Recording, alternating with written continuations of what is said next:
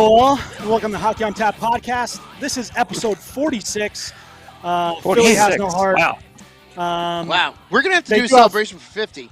I know. So Philly does have heart, obviously, but it's just broken. Philly does have heart, but it's just not working very well. I'm your host, Bill D, and of course, here with my three co-hosts, Steve, Schwim, and Shorts Guy. We are brought to you by Primetime Radio, courtesy of Sam Wu. You can find us on Twitter, Instagram, Facebook, YouTube, Apple and Google Podcasts, Spotify, and iHeartRadio. Please leave us a 5-star review if you would be so kind. Boys, what are we drinking? I bet you they would rather have a lonely heart than a broken heart, as the song goes. That is true. I mean, so I'm actually watching the Ranger game right now. Rangers Buffalo. It's going to be a slaughter, hopefully. Jesus. Keith They lose to Buffalo. Keith Kincaid might have just made the save of the year. It is absolutely ridiculous on Jeff Skinner. Melvin is hell-bent on signing us out. So goodbye, everybody. Craziness. Two things. Shorts Guy, what do you got and what are you drinking?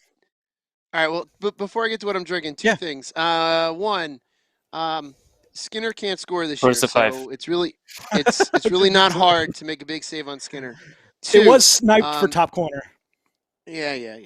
Have fun with Kincaid being streaky and being really hot and then going cold. He did not beat the Penguins, so no, the luck is up. That was crazy. Well, just have him go cold. Anyway, on to my beer. I'm finally getting to this. I haven't tried it yet. I've been kind of shifting it around my beer fridge. I'm finally trying the chocolate-covered strawberry milkshake IPA by Key May. Nice. Woo! So I'm doing that, and Did you have that already? I had it already. It was good. Dean, I have yours here. And since you guys like to show off your glasses, I've got my Cape May Solo Cup, glass Solo Cup right here. You're telling me about that. Look at that. I like that one. Pretty cool. That is cool. I love it. How many straight has Buffalo lost? 12? It's like 12 straight, 12. I think. Yeah, 12 straight. I have it in. It's actually part of the show. My goodness.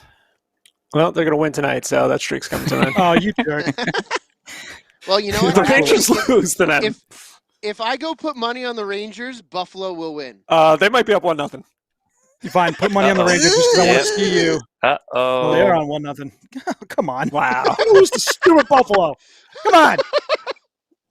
I mean, oh my God, this would be great. This is their new coach, right? It's his first game behind the helm, so we're going to lose to a fledgling. He's lost already, hasn't he?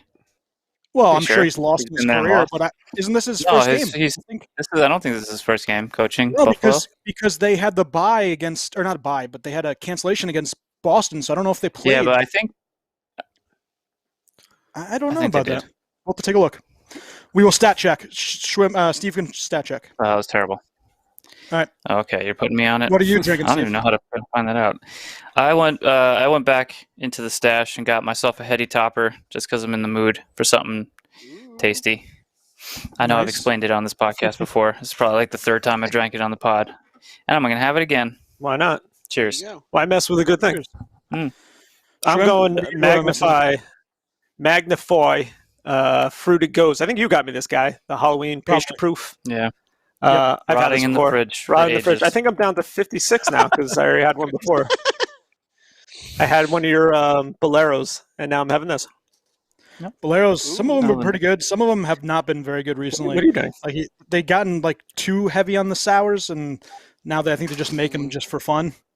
And some of them just aren't as good as they used to be. But who knows? I am so sick of the amount of lactose in beers. That is another bad problem. Melvin? Yes. What's even the point of having the lactose in there, Steve? It's one of the only sugars that doesn't ferment in the brewing process. So it has been used in milk stouts for quite some time, but now I guess somebody figured out to put it in IPAs for these milkshake IPAs, and now it's gone to the sours, and it gives it that creamy. It's really just a creaminess, right, and a little more sweetness to it. Mouthfeel. But it's really to simulate. Yeah, it's really to simulate. I mean, it's in the milk stouts to make it seem like milk, basically, like the creaminess like milk. And now they try to add it to these other beers to get the same thing. But now that Dogfish has successfully done it with oat milk, I mean, get rid of the lactose. It's just an allergen that isn't necessary in beer at all. Yeah. So get rid of it. I mean, I don't drink it for my reasons, but I know people who are lactose intolerant that cannot drink those beers because it completely screws with their digestion. So there's no point for it. And these breweries need to stop being so damn lazy and trendy with this lactose crap, and just like, be a little more innovative and get these allergens out of your freaking beers. True. And that's why Dogfish Head is awesome, because they'll go and try to do all the different things and try to avoid the trendy stuff, which is nice. Anyway. Yeah.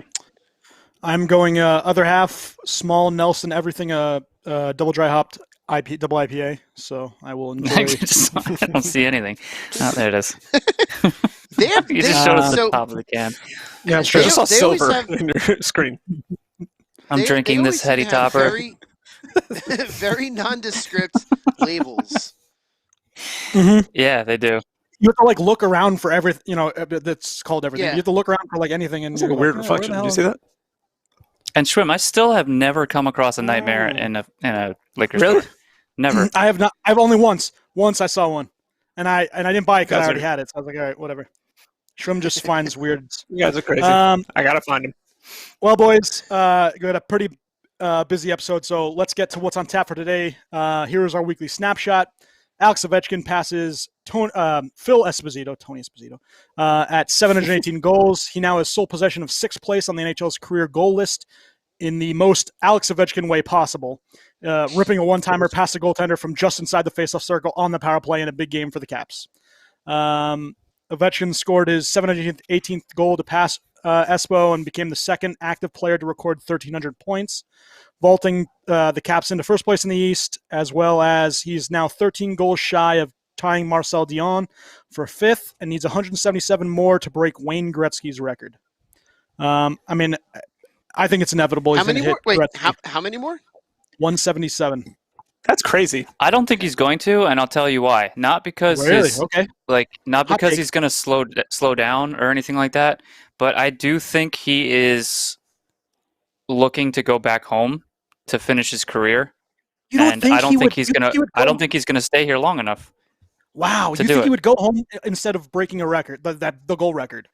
It depends on how close he is, I guess. But I mean, he's not really a young man anymore. No. So maybe he's got. How long does he want to stay in the NHL, and at what age does he want to go back to Russia? And how long is Washington? He needs a contract, right? Ooh. So how long is Washington going to keep him for this next contract? Is he just going to continue to sign 1-year contracts? Is he going to stay in Washington the entire time? He's got a lot of question marks for how much longer he's playing in the league, and that is going to reflect whether or not he can catch that goal scoring record. So he'll be 36 in September, just for age range. Yeah. So if he signs a 3-year contract, right? He's not going to break it. He's not going to break it in 3 years. 177, right? He probably needs 5 years. He's not going to get 50 for the next 3 years and then get to 27 away. No way. And you're also talking this season's cut short. So these are games he's losing, and last season. So these are games he's losing to potentially score more goals. If this was a full season, does he reach 50? He possibly could. But as he gets older, the goals are probably going to be coming less and less. So, I mean, even 5 years, he's got to over 30, right? Average over 30 to catch that 35 to 40 each year. 35 to 40, yeah, for 5 years. But when he's 40 years old, you think he's going to be scoring between 30 and 40 goals? See, I could see him staying around. I can see him scoring maybe in the 20s. Yeah. He'll need 36 goals over the next 5 years in order to get 180 more, which would break the record there. Maybe he's. I'm curious if maybe he's really jealous he's not playing Ottawa every other day. Yeah, really. Because he may have a better chance if he's playing Ottawa every other day. So he's got 14 in 27 games this season. So he's got 29 more games. Say he hits another 14, it puts you right around the 150 mark. So. 160 mark. So that's going to give him, if he gets that 40th season or can go, 35 to 40 season, that's 4.5 years. He could do it. But, I mean, definitely fun to watch. I think he's one of the best goal scorers, or the best goal scorer I've ever seen. I didn't see Mike Bossy. I know people say him, but I think he's number one. I don't know about you guys. And he does have 4 games left against the Devils, so that's true, it was a good shot. How many against Buffalo? Right there. How many against Buffalo? That's what I'm trying to look up. That's what I'm going Tie to game look up now. So all right, well, he's Buffalo's lost. So Buffalo's lost 13 straight games, and they have lost with this coach to Boston on the 18th. Just ask any statistician; he'll tell you. There, I did Who my scored research for the night. Rangers? I didn't even see it. Nanda. Oh, nice goal. And that was Capo. Capo. Oh yeah. All right. So Mika Zibanejad, speaking of the Rangers, Mika Zibanejad with 6 points in the second period against the Flyers on last Wednesday. Yeah, one freaking period. Yeah, he tied Brian Trottier for the most in a period with 6. It was a 9-0 win against, obviously, the Flyers. 7 goals in the second period alone. It was the most points in a Ranger game since Mark Messier. Steve Vickers actually has the record for Rangers with 7. Sanheim and Myers, the defensive pairing, were -6 each. They were +2, so that destroyed their plus-minus pretty good. Those are bone storm numbers. Yes, exactly. That's Bill Bean numbers right there. I don't know if you guys saw this, but NBCSN does this thing called the foot tracker or the total distance tracker. Did you see this? I've seen them do it, but I don't know what you're talking about currently. And all of a sudden I see total distance tracker, and it's Adam Fox, and it has 14,530 something steps. I'm like, you guys are tracking how much he's skating on the ice? He ended up with over 16,000, I guess, feet or steps. I wonder how. I don't know. Maybe they put it in his boot or something. Wild. If it's anything like they do in because they've been tracking that in soccer for a while now, and they've got a lot of soccer players have. It almost looks like the guys are wearing a sports bra, and it's got a tracker within this compression sports bra looking thing that tracks how much they run, what their speed is, just to get all that analytic stuff. Which I know the NHL was kind of moving towards those analytic things. So that's probably how they do it. In New Jersey. Yeah, it's something. I know they track speed too. I thought there's some sort of track. It probably tracks everything. Yes. But yes. All right. So also. All right. So real quick. So Ovechkin has 4 games against our podcast today's namesake Carter Hart and the Philadelphia Flyers left. Oh boy. So that could be a ton of goals. I said, they have 4 against the Devils. Imagine if they were playing in the North. Yeah. Well, yeah, that's what I was saying. Like playing against Ottawa every other day, and against the Sabres we have 1, 2. Looks like only 2. Does he have a series like against the Sabres, like 2 or 3 games straight where he can just go off on them? No, they only play him twice. They play him twice.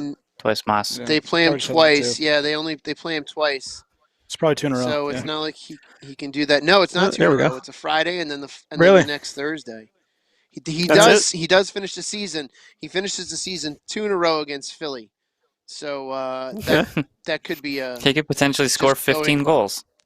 Yeah, he could potentially score. He could finish close to 30. Yeah. All right. So the rest of that Ranger game. A couple games against the Rangers too. Yeah.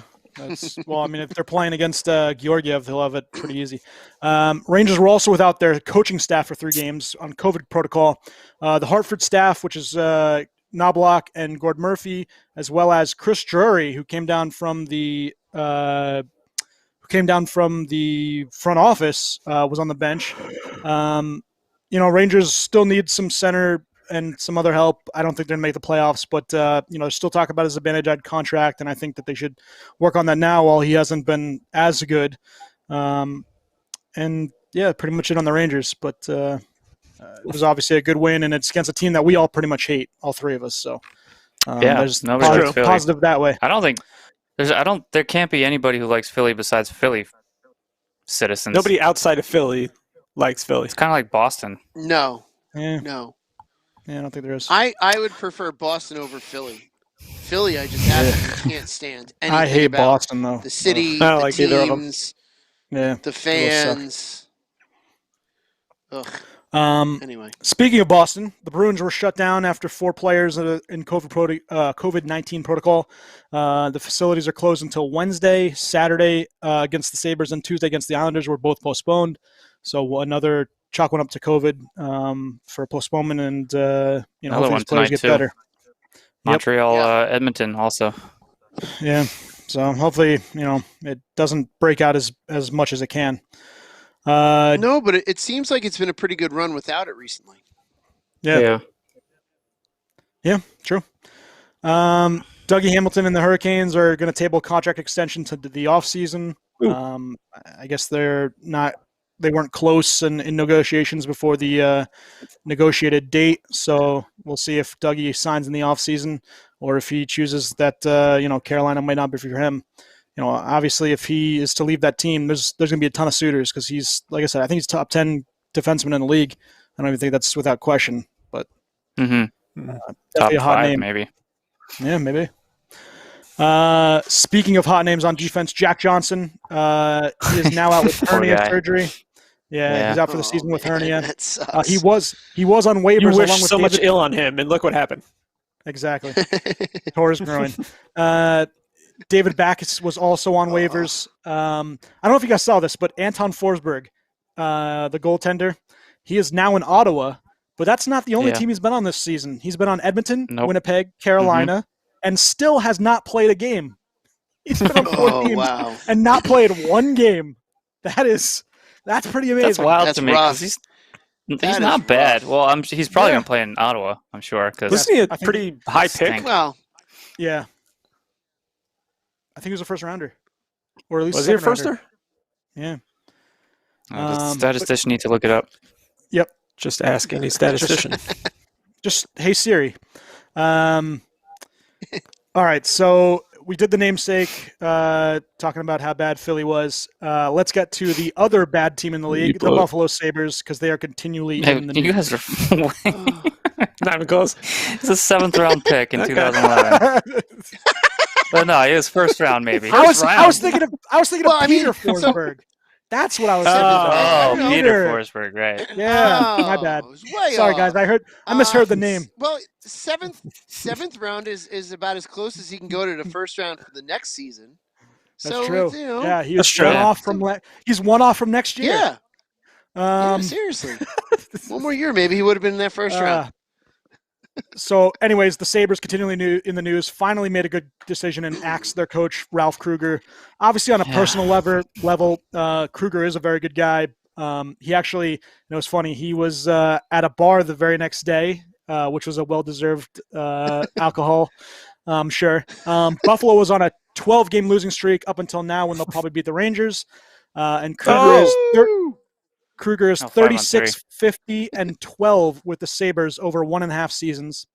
36, the Sabres are well on their way. Yeah, they're well on their way to tying the NHL record for missing the playoffs with 10 straight.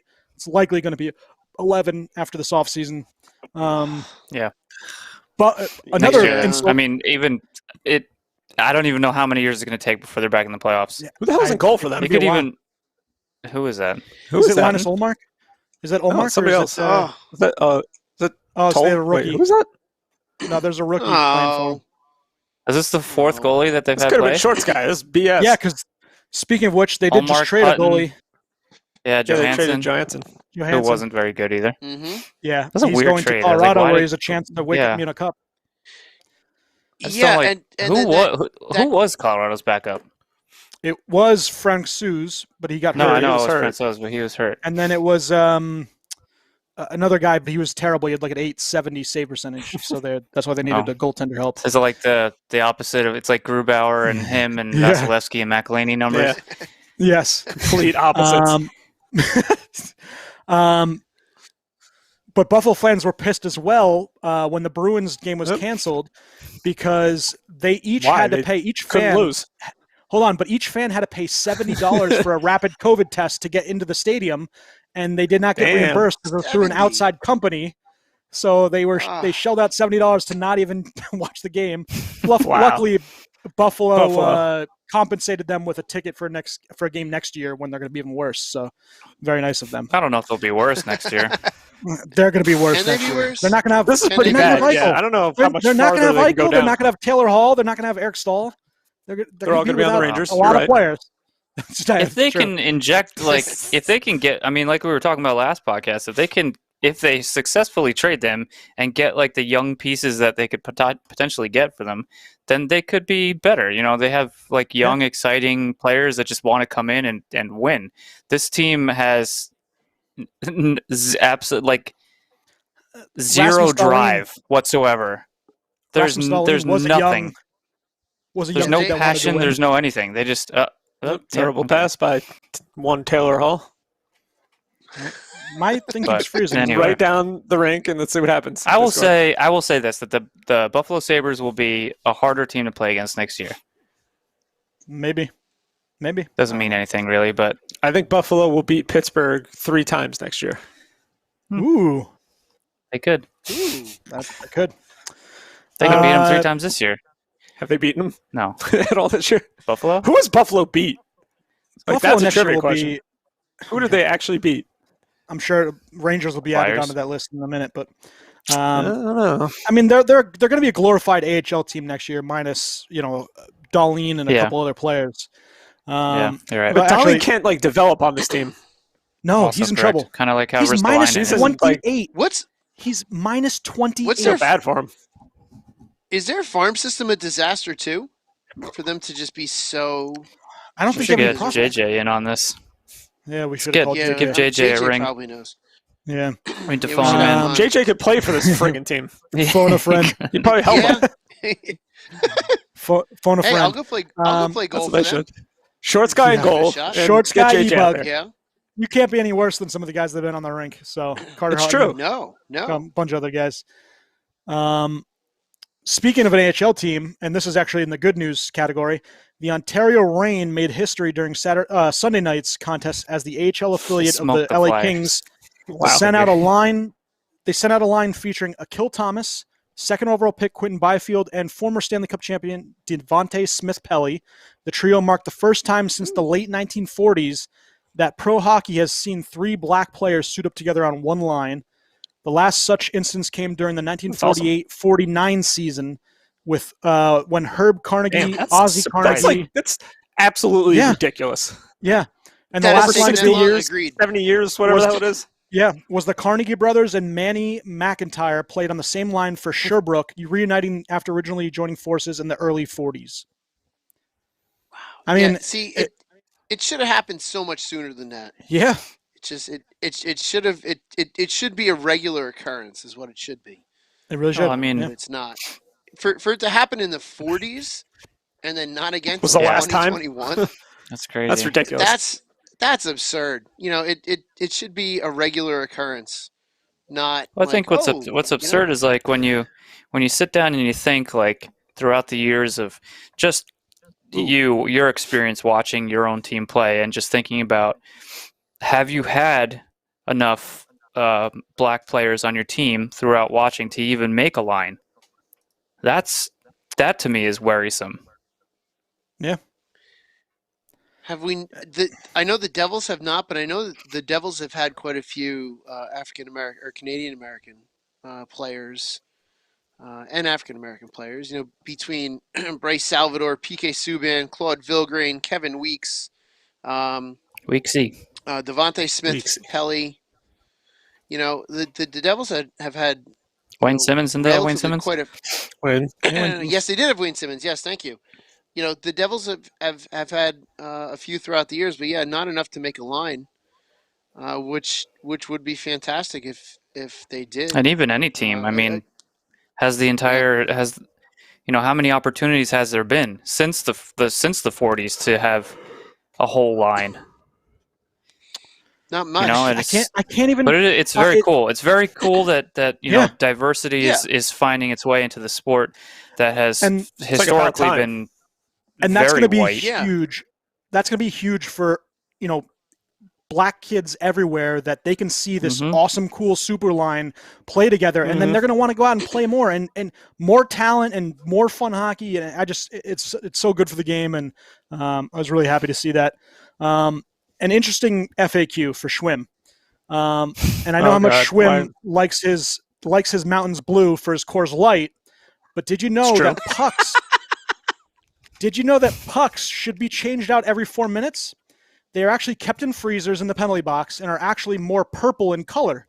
So the pucks get warm and turn more black, so they know that they should change the puck. So hockey pucks are like Coors Light cans. Nice. Interesting. That's interesting. I hear that they most of those, because it seems like such a freaking waste, but I do hear that they donate like just about every single one of them. I think so too. Yeah.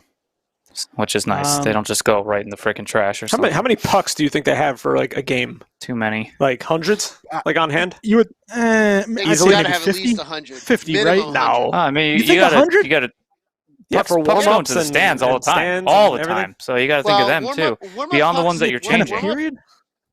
Warm-up pucks and game pucks are different. You got to imagine that they've got to have at least 100, the warm-up pucks, 100 on the ready teams. for a game. Because for whatever reason, changing out every 4 minutes. They're not going to play with a puck like we are that's chipped and has chunks missing. Yeah.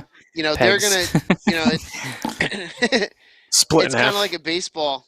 It's kind of like a baseball. Where they a little bit of scuff and they chuck it to the side. Mm-hmm. I know that what the Devils have been doing with the practice pucks. I believe a bunch of them they'll sell during that game. Like they'll put a certain amount and they'll sell them on the concourse during the game. Our buddy Tom Petrillo is watching. So hello, Tom. Hello, Tom. Hello, Thomas. I've gotten 65 notifications that he's watching, so I'm not entirely sure what's happening over there. But he's watching on multiple devices. I saw a whole bunch come up, and I'm like, oh, I guess he really wants us to say his name on the podcast. And it worked. Damn, he's smart. Speaking of a really great hockey player, is there a trade out there that the Oilers could make that would be fair value for Connor McDavid? The guy's got 60 points in 34 games, which is the most since Mario Lemieux in 1993-1994.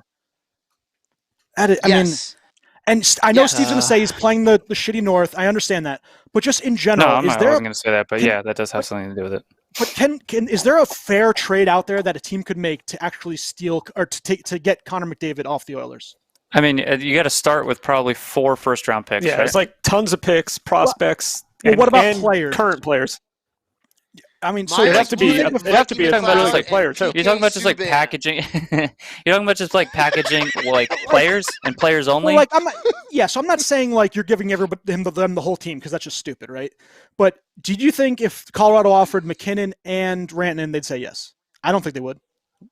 No, I don't think so. Either. No, they wouldn't. But on paper, is it fair? Probably. What about McKinnon and Cale Makar?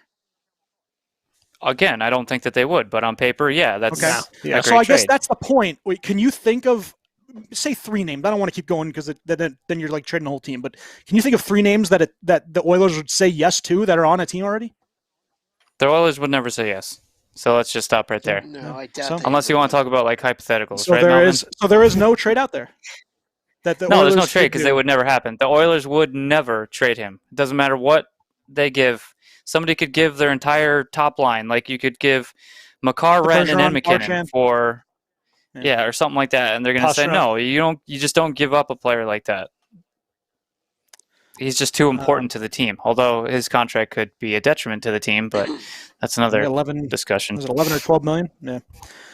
I mean, it's not that he's not worth it, but the cap is just the cap. So he's so good. He decided to cash in. McDavid and Mike Smith in a package deal to Tampa. Ooh, that's a steal. Braden Point, Hedman. Oh, I guess. So, what about Sorelli? What about Vasi going? What about Vasi? Vasi for McDavid? No. Vasi, Hedman, and Point for McDavid. I mean, that's a absurd trade. I wouldn't do that if I were Tampa. No. Well, obviously, but I mean, you see even what then. not, yeah. I just don't think that Edmonton would ever give him up. How good would Edmonton finally be, though? Like if they got those 3 players, and they still had Draisaitl. Yeah, they'd be insane. They have their number 1 D-man, which they haven't had in God knows how long. No goaltending. And a number 1 goaltender that they haven't had since freaking Dwayne Rollison. Grant Fuhr. Yeah. Well, Rolison brought They him to have the not cup, so had- we'll give Rolison some credit. If And that's then he got- and then he got hurt. goalie, they No, would that's be the 500. dangerous. Yeah, that's a foul. Yeah, And defense. They need defense too. And their offense does not play defense well either. So there's a lot of back end crap that needs to be solved. And All right, I'll throw they're not doing anything to solve. And if going back to How kind of still you, talking Schwim. about Edmonton, you ever Thanks. notice that all of the rumors about what Edmonton is targeting or who could potentially go to Edmonton are another freaking forward? Like, you don't need I know that they do need scoring depth because it's so heavily reliant on McDavid and Draisaitl. But that's still, like, let them do your scoring.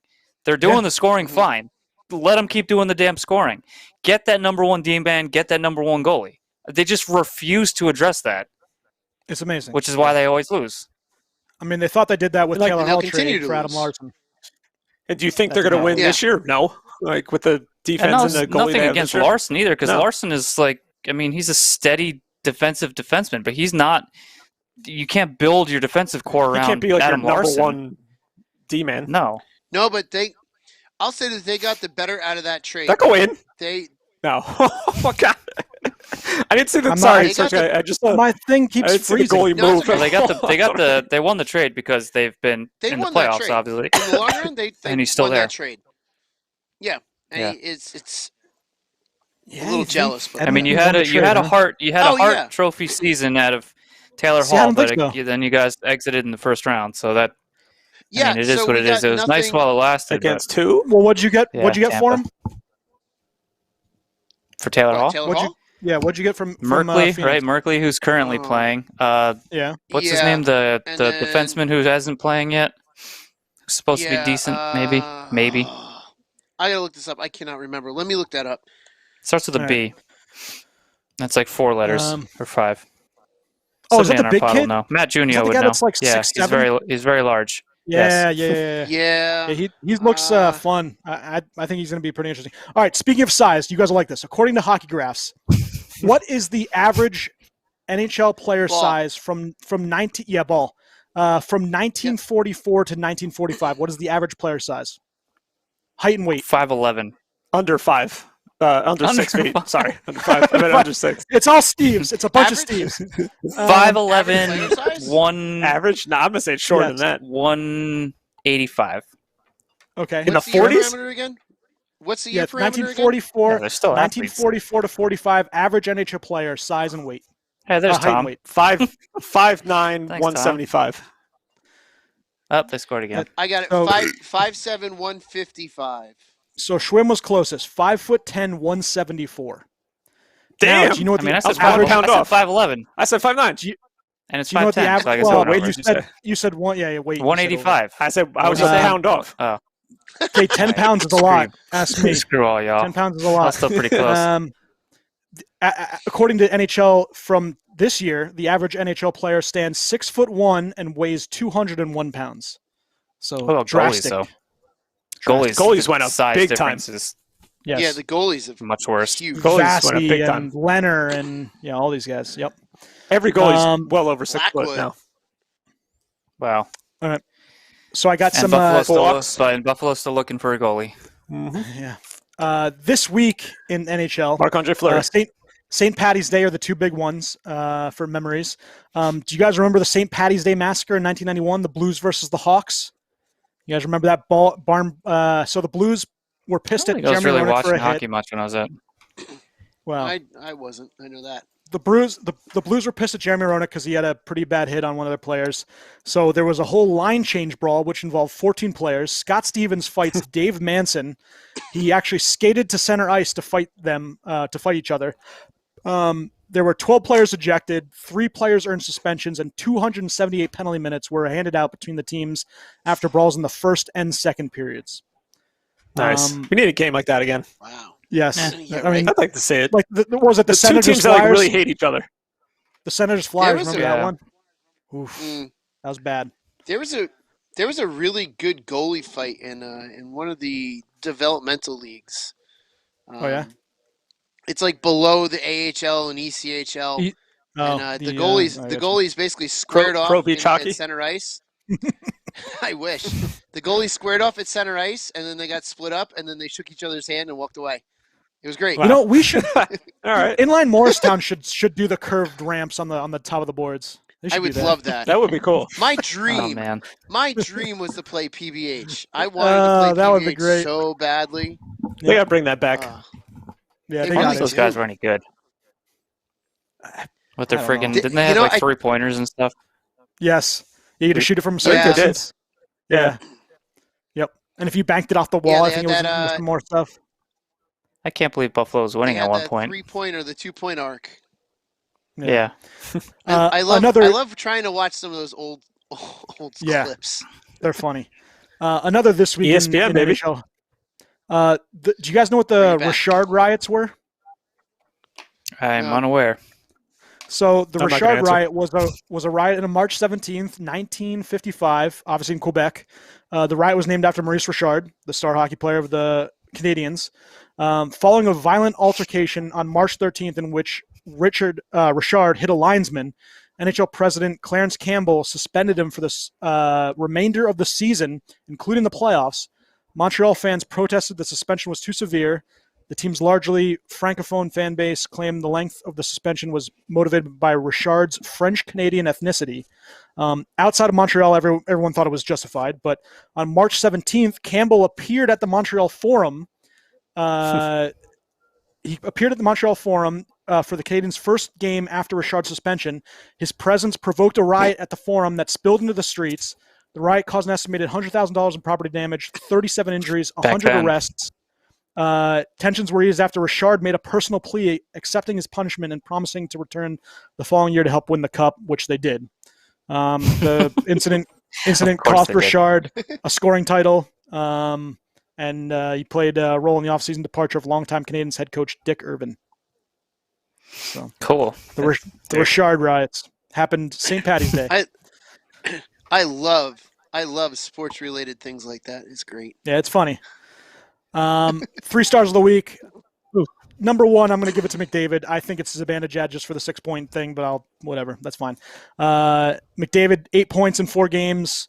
Another beating I think of 6 points in 1 period is better than 8 points in 4 games. Well, I wasn't trying to So be a I'll homer. give you that Fine. one, Dean. Zibanejad, number 1. I'll give it to you. 8 points in 4 games to guide the Rangers to a 2-1-1 record, 3-3-6 all in the second period. Like I said, he now has 7 goals, 12 assists, 19 points in 30 games. Still a down year, but getting better.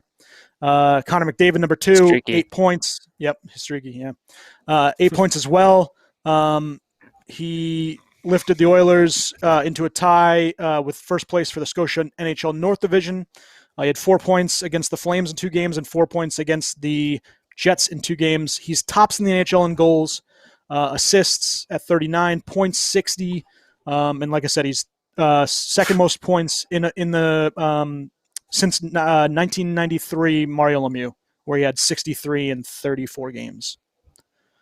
And then Kalle Järnkrok recorded 6 points in 4 outings for the Preds. They're not very good, but he That's did surprising. very well. No, they aren't very good. That division Steve, you want is to talk not about good. some Pittsburgh injuries? I Malkin. don't know that I really Tanev? want to be fully honest with you. All right, fine. Yeah, Malkin's so- out with a lower body injury after hit by Tenorti on his knee. Bluger? Said to be week to week. It said Tenorti, I thought. Was Bluger that did it? No, Bluger is also out. So they're losing. They lost their. So okay, so now you got me. Now I'm mad. So they lost their. They lost their second line center. They lost their third line center. They lost their top 2 penalty killers in Tanner and Bluger. Bluger would be the third line center. Zucker is already out. McCann actually just came back last game. He has a paper cut. He's out. Yeah, I guess that's next. Tanev took a shot to the hand, and he's been out. So at one point, they were missing the entire second line was out, right? And then Bluger was also out. And they're deploying what they deployed against the Devils was borderline embarrassing. And I think I even texted you guys that Pittsburgh has a first line and 3 fourth lines. Yep. Yes, you did. And I think McCann came back, so maybe you can make some sort of argument that was a second line, but it's in that last game that they played when they lost in overtime. But the third and fourth line that they put out there might have been the two worst fourth lines in the league. Nice. In my opinion. They're completely ineffective. You usually get some kind of energy, defensive-minded impact from your fourth line. They're not expected to really score a whole lot, but they're not supposed to be scored on a whole lot. And they are just a complete freaking disaster. The one good news is that Tanev was a game-time decision the last game, so chances are he'll be back, which they very much need. And he also has the greatest picture in the history of sports. If you watch a game, just wait till they pop his whatever shot. Profile picture or whatever. Profile, it is the best. Fantastic. It's hands down the greatest picture in the league. But they have Bluger's out longer term, which is really horrible because him and Tanev penalty killing have been wonderful, and that third line has been great. They scored on us. So that hurts a lot. Malkin, they called week to week. So Sullivan has his own language for gauging injuries because they never disclose anything. So he goes day to day, week to week, longer term, or this player's had surgery and they're out for this amount of time. And longer term typically is anywhere around like 6 to 8 weeks. Week to week is anywhere from 3 to 6 weeks. So, and I was talking to Turner about this because he was talking to I haven't followed any rumors or anything like that. I haven't seen it posted on any of the major sites or stories that there it is that I've seen. But he was talking that apparently there are actual there is actual rumblings of a Getzlaf to Pittsburgh. Butch Goring was right. Butch Goring was right. He's prophecy. Who the hell knows? But there's just rumors, obviously, that whoever was talking about, which they could definitely use a player like him. That's for sure. But so this is terrible. They need help. They need the Brian Burke and Ron Hextall have evaluated this team long enough, and that fourth line has been a complete disaster all season. Mark Jankowski continues to play, and he is horribly bad. And he even played a shift in overtime against the Devils, and I just could not. I'm sitting on the couch with. I wish there was a picture of the bewilderment that was on my face because why he is he actually. It was a choice that Sullivan made to deploy Mark Jankowski out for overtime, 3-on-3 overtime. And him and Colton Sevier has already been waived and cleared waivers. I think I was following a message board and saying like how many of the forwards on Pittsburgh's roster could easily clear waivers right now. And I think we came up with 5, potentially 6 that could easily clear waivers. That's how bad this offensive lineup is. They have no offensive depth whatsoever. In the beginning of the season, they were ravaged by injury on their defensive end, and they did pretty good making up for that. So their defensive depth is pretty good. But as far as offense goes, and especially at center, I mean, Hextall and Burke need to start making some kind of move. So I'm not talking about it doesn't even need to be like a Getzlaf type thing. It needs to be just anything other than what the hell they're throwing out there these past couple games. All right, some more injuries. Robin Leonard returned Friday and got his first win after being out for a month with a concussion. He actually announced it himself in an interview. It was his third in career. The Isles are without Captain Anders Lee as he's out for the season with a torn ACL. There are some rumors about him or about the Isles in general. So a couple pretty good ones I saw. Did I just read that right? I don't mean to interrupt you, but am I reading that Minnesota's power play for the season is 8.5%? Yeah, and it's like one of the worst in the history. Since 77. Yeah. Nice. Tampa Bay. He was number 2? Yeah, Tampa, 9.3. 1997, Tampa. Tampa. Wow, 8.5%. They were not good in the 90s. Wow. Those are bone store numbers. There's some rumors that Eric Stahl get scored against. Could be traded back to his hometown team of Carolina. Yeah, saw that too. There's also Philly and Calgary rumors about a swap of Gaudreau and picks for Konechny and picks. So that's an interesting trade. That'd be interesting. There's thoughts that Ryan Ellis. Stupid. Yeah, I mean, On Philly's end, right? Konechny's their best player. Couturier. If you've got the Ranger game on, this is that goalie. So Couturier is their MVP without a doubt, but Konechny is their most talented offensive player. Even if all of Philly sucks right now. That goalie and Goodrow's not going to have scored. I still don't think that there's going to be a lot of trades between the U.S. and Canadian-based teams because of the quarantine issues. I don't know. A lot of the GMs are saying that they don't care. They really don't care about the quarantine. Yep. But those trades have to be made soon, like within the next week. Yeah, now. Trade deadlines in 4 weeks. About it's April, 3-4 weeks. April 12th. April 12th. Yeah.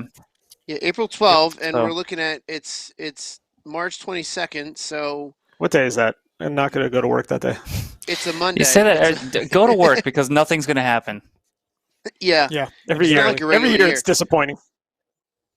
So if they want to be able to be there, so it would have to be by the 29th if they want to be there within 2 weeks. It's a week. And be able to adjust to the system before the playoffs. So the 29th. So the 29th would get them in there by the trade deadline, physically able to get through that 2-week quarantine. To start at the deadline, to start. And how many weeks? And then how many weeks of games would they get? They would get potentially 4 weeks of games. Okay, so if you trade at the trade deadline, you're basically jumping in with like 2 weeks to a week and a half worth of games. If you're trading at the deadline, and then watch if there's like visa problems too, which delays stuff even further. Yeah, if you trade, somebody's gonna get screwed over with that. Oh, absolutely. If you trade on the 12th across the border, the soonest, if that's assuming that you're traveling and getting there on the 12th, the soonest that your quarantine would be over would be sometime on April 26th, which would give you 1 full week, and then that second week in May, they're all. Are they doing the full week there for that first full week in May? I gotta look what the Devils have for their schedule in May. So yeah, that would give them about a week, 2 weeks, just about, in order to kind of mesh with the team, and then basically be thrown right to the fire of a. But I don't think that's going to prevent some of these GMs from pulling the trigger, especially in that North Division. It's just got to be done early. I mean, these are all Canadian teams that, in my opinion, at this point, are pretty damn desperate to win something. Yeah. So then they're going to make a move. If they have a move to make, they're going to make that move. And if it backfires on them, then and the fans too, because the fans aren't going to be like if you had the trade and you just didn't do it because you didn't think there was enough time for the player to adjust. That's BS. I can see a fan base doing that. I would probably be pissed about that. Just make the damn trade, right? And get the player at the end.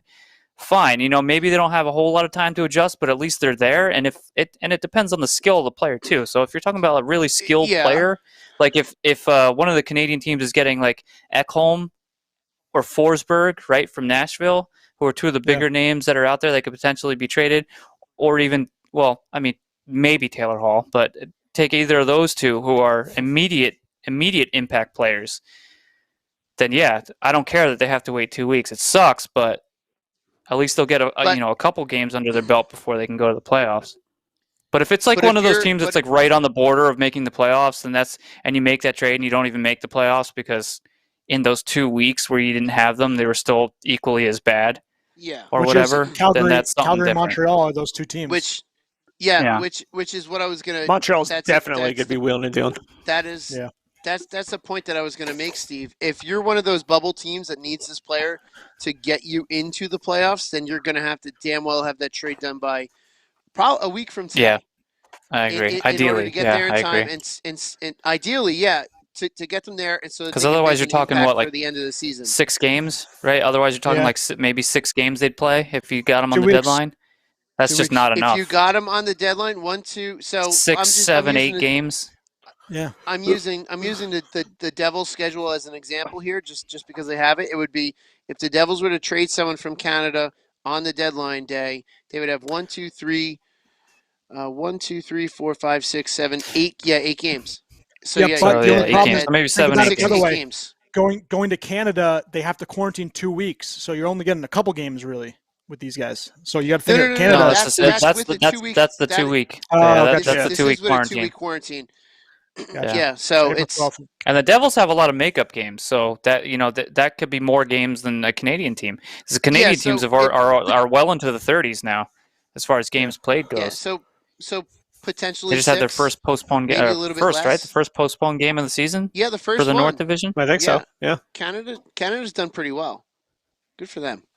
That's yeah. So I was talking to my dad about this too. The rules in Canada: if you if you leave the country and you come back, you have to quarantine 14 days when you get back. You're not allowed to quarantine in your home. So you have to quarantine at a government-mandated space, which is usually the hotel airport, and you have to foot the bill for those 14 days staying in those hotels. Oh, forget that. That's crazy. Forget that. You're not leaving Canada. Yeah. That is how they're making it economically impossible for anyone to travel. Yeah. And that's how they're doing it. They're making it economically impossible. Could you imagine that? 14 days at like 200 Canadian, but you have to front the bill and you're not getting paid also at the same time by your employer, I'm assuming. Yeah. You're building that into your vacation acumen. That's crazy times. $2,200. That's $2,200 if you're gonna. Why in America think of that? Roughly.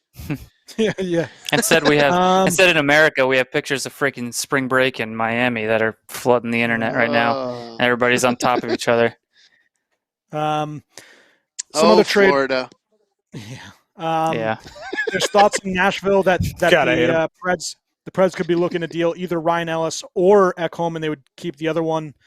So Ellis is now on the trade block, possibly, as opposed to him being untouchable before. Columbus Blue Jackets are back in the race, and it probably takes names like David Savard, Boone Jenner, and Nick Foligno off the market. So that's less names. I think are tied. Chicago wasn't. They weren't going to keep it up. Chicago. They're just not a good team. No, they're not. They've been surprising, but they're just not good. And neither is really Columbus. But you would think Columbus would get in just because the rest aren't good. Yeah. But you never know. And you'll see Dallas has played significantly fewer games than all of them. So Dallas could also sneak in there if they, decide that they want to actually start playing and winning games. Score some goals. Yeah.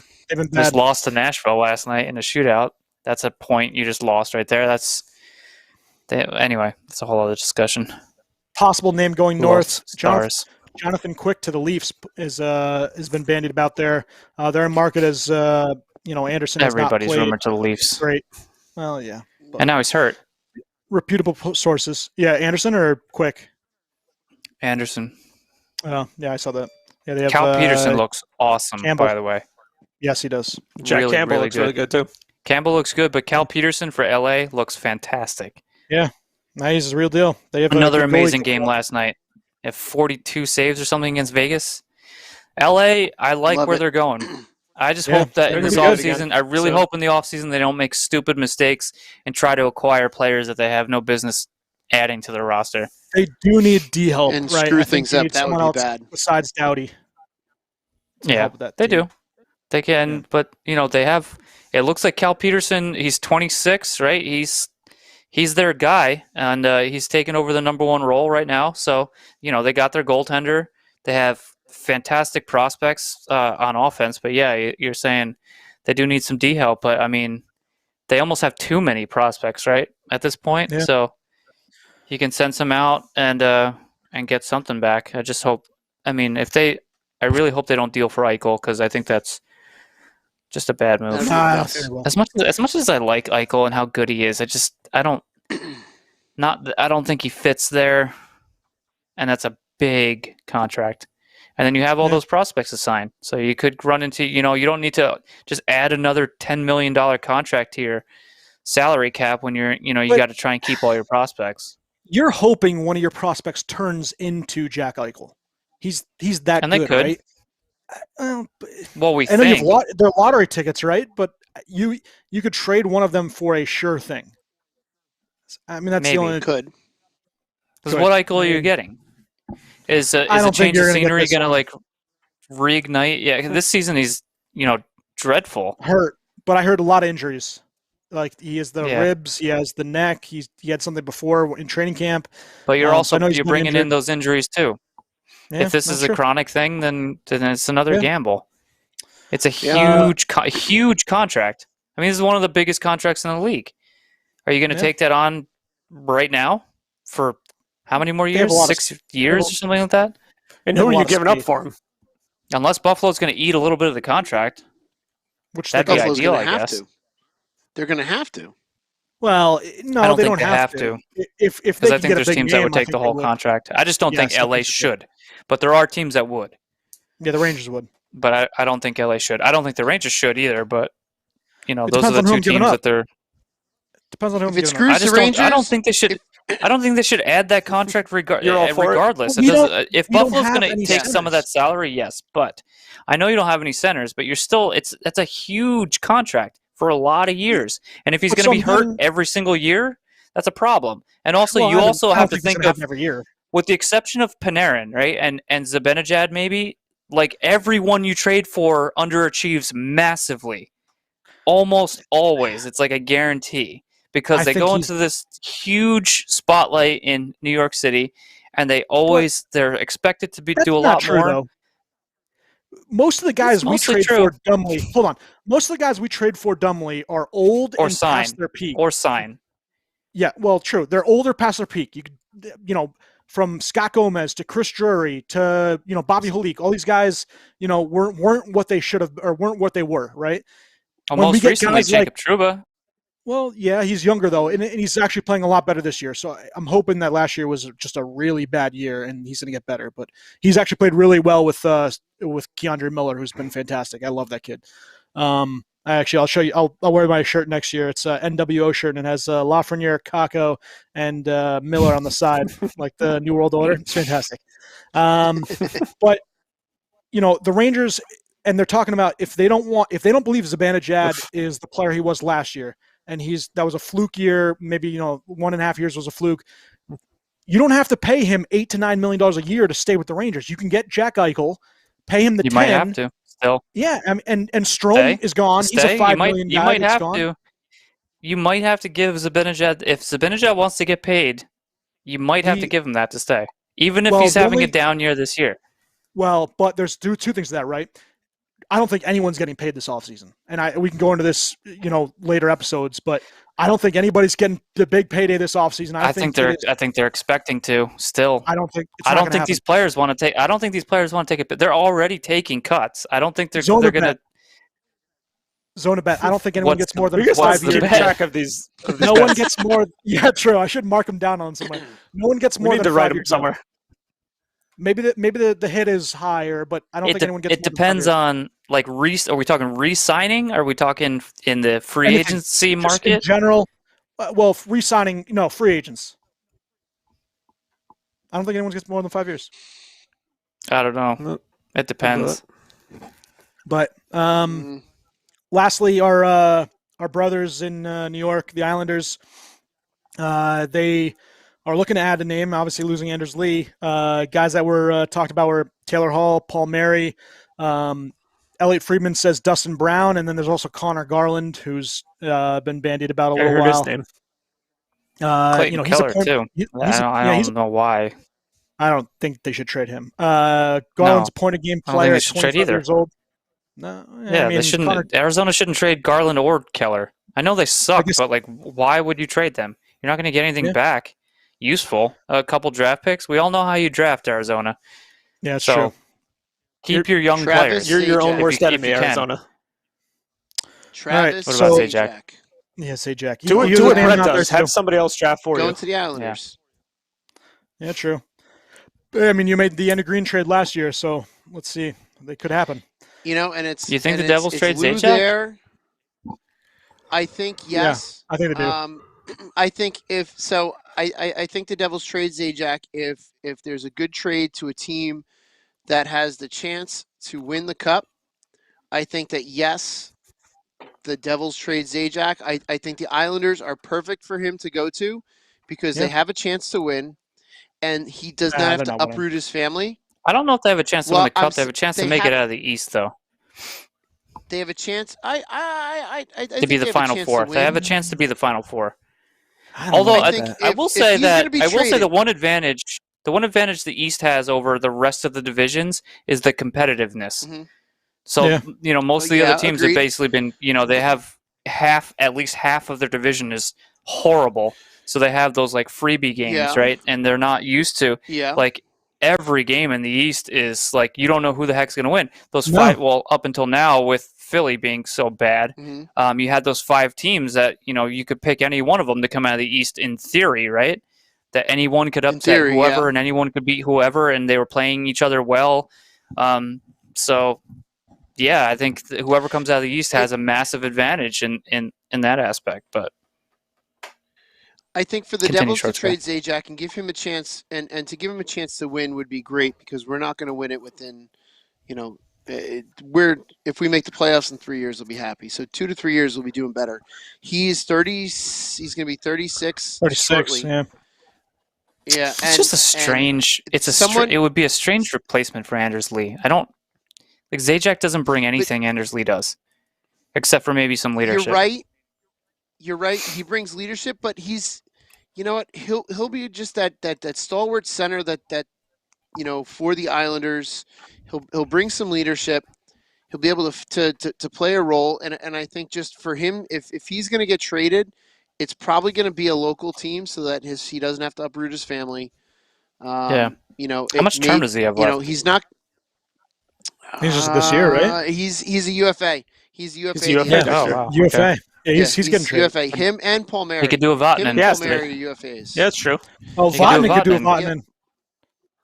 Yeah, Vatanen could do a Vatanen too, but Stop saying Vatanen. Yeah, Imagine he does it again. He gets traded to another team and then re-signs the Devils again. Re-signs the Devils. Yeah. That'd be something. And so we were talking about this last night.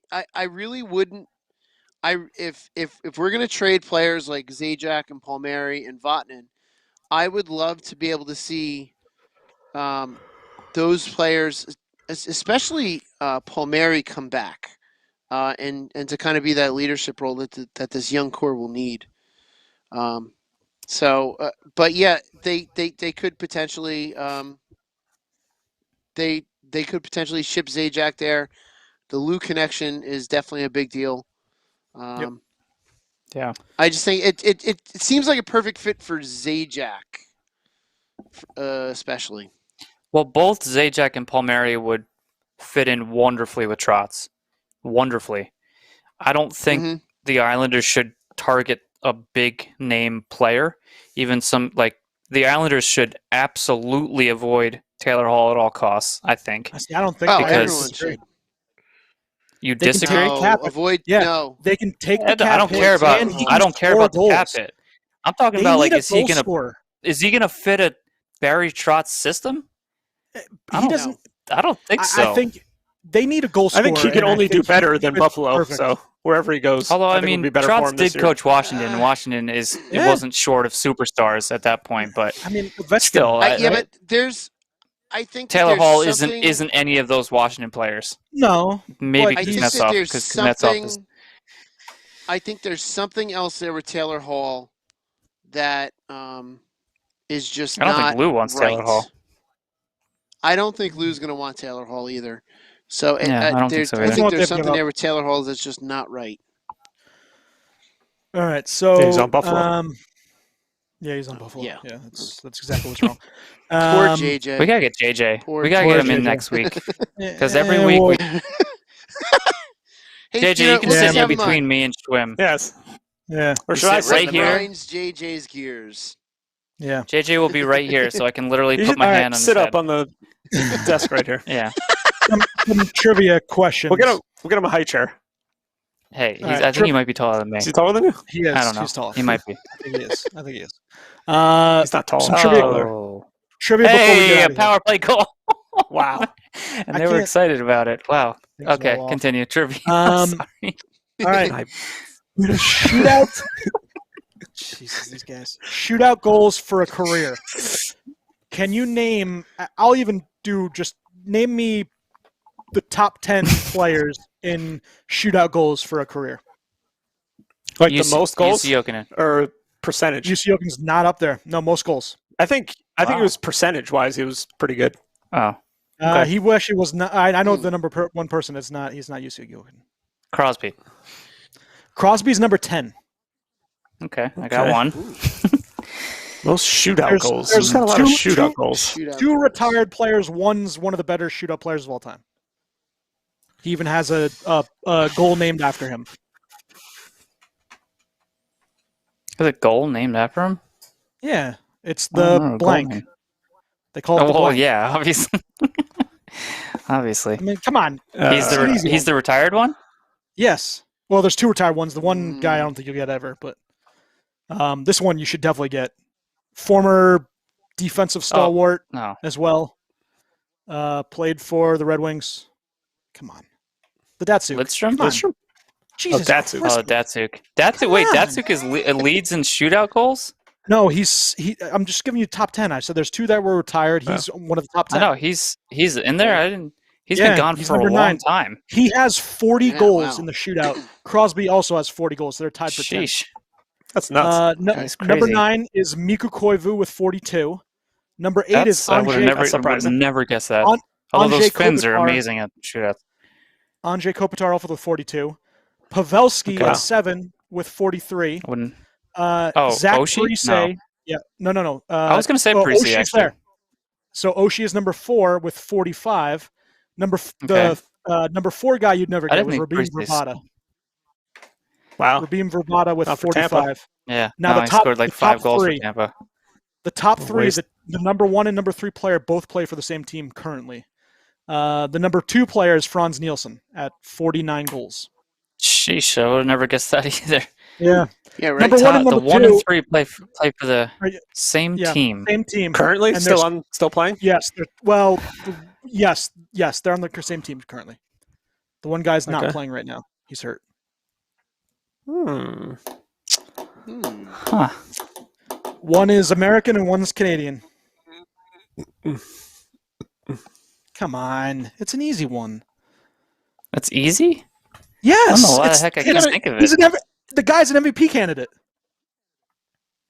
Oh. McKinnon? No. Patrick Kane and Jonathan Taves. Oh, I was going to say Kane and Taves. I couldn't know. say So Taves is number 1 with 50 goals. Wow, Taves is 1. Yeah. I would have never guessed any of these. I don't pay attention to shootout stats, I guess. Yeah, but I mean, you just think about the guys with dangles. That's wild to me. I remember UC Jokinen was freaking automatic. I would have thought he was up there. So I guess not. Now, quickly, the shootout percentage, it's actually who's got that? Franz Nielsen, number 1. Okay. So, where is he now? Anyway, he's in Detroit, right? Is he in Detroit? Is he in Detroit? Yeah, I think he's in Detroit. I don't even know. Okay.